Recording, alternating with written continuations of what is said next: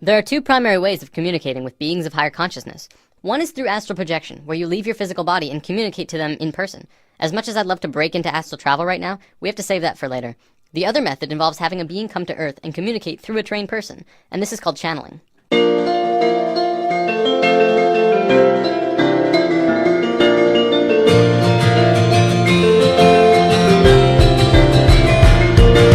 Channeling is a natural form of communication between humans and beings of higher consciousness, included but not limited to angelic beings, spirits of nature, non-physical entities, or even animals and pets. In a sense, it's basically when a human will turn him or herself into kind of like a phone for beings of higher consciousness and people to communicate. A channeler can choose who or what they want to channel. As long as the other party has an interest in communicating, the link is made and the channeling can begin. Now don't worry, there's no possession or anything harmful taking place here. The body is still under the complete control of the channeler, but the channeler and spirit are communicating through thought.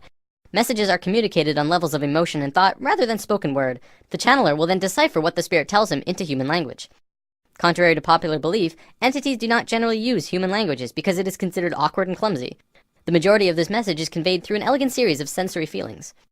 Let's talk about animal communication, because this is a form of channeling that you yourself can do. Channeling pets is one of the easiest forms of this art. Pets, of course, do not use human language, but they have a strong desire to communicate with humans. A small disclaimer, if you're planning on trying this, it's also helpful to charge your third eye chakra, as we talked about in lesson 2. It will assist with your mental connection to them. You'll want to practice on a family pet before taking a leap to anything else. A cat or dog who is familiar with you is the best choice to begin. Cats are a tad more difficult because they tend to pick and choose what they want to listen to. A family dog can be easier as they are pack animals and will be more apt to tune in to the leader of the pack, which is you. So let's go over some of the basic steps to do this. Start by taking your dog into a quiet room. Sit on the floor next to him, or if he's allowed on the couch or bed, have him sit next to you. Pet him in his favorite spot until he's settled in. Then start talking quietly to him in a loving tone. Find one short sentence or word and use it over and over. You could say, hey there sweetie, or okay buddy. Let's just call this your key phrase. When you've gone over your key phrase 10 times or so, close your eyes and be silent. Stop petting him and begin to form a picture in your mind of what you want him to know. You may have to practice visualizations if you haven't ever done this before. After the picture is formed and clear, float the image out of your forehead where your third eye is located and into your dog's head directly between the eyes. Once you've done this, speak the key phrase again one more time and float the image again into his head. Keep doing this until he either leaves to get up or puts his head on your lap. If he leaves, follow him and do it again. If you begin to get a reaction from him, like putting his head in your lap or something else, congratulations, you've just communicated with your dog. Cats are a bit more stubborn, so it'll depend on the cat you're trying to communicate with. The image you're visualizing to him may have to be their favorite cat treat or something that they really like. If they're especially loving snuggle cats, then that's all the better. Use the same directions with the dog though, and who knows, you could be talking with them in no time. If you have smaller animals like avians and reptiles, you have to remember that the animal has a smaller brain. The reception of pictures is apt to be slower and take longer.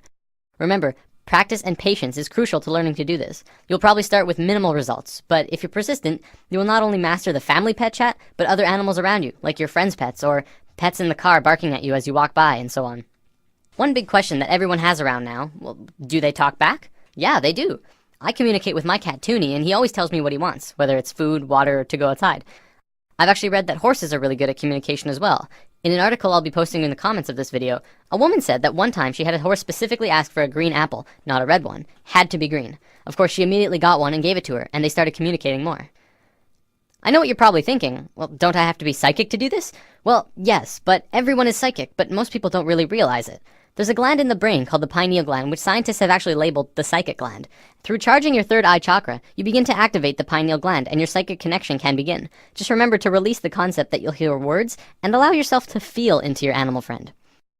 So now we understand how to channel beings of lower consciousness, animals. For beings of higher consciousness, it's essentially the same thing, only reversed. In this scenario, we are like the animal, and we are communicating with beings who know and understand far more than we do.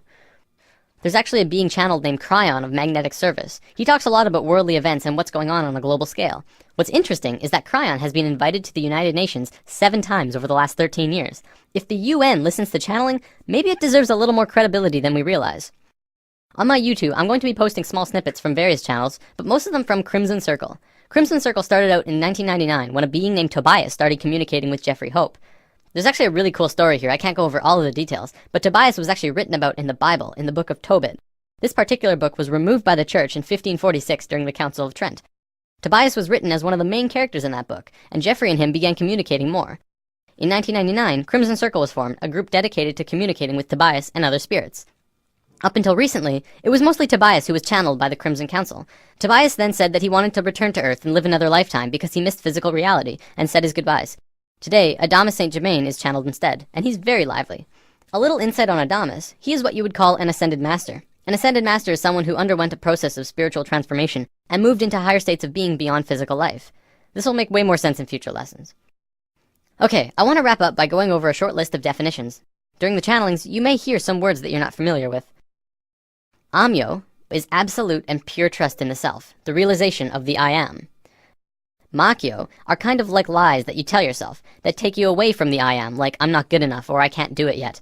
Kind of like the opposite of Amyo. Ascension is the process of going from one lifetime to the next while staying in the same physical body. Kaldra, you may hear this one a lot actually.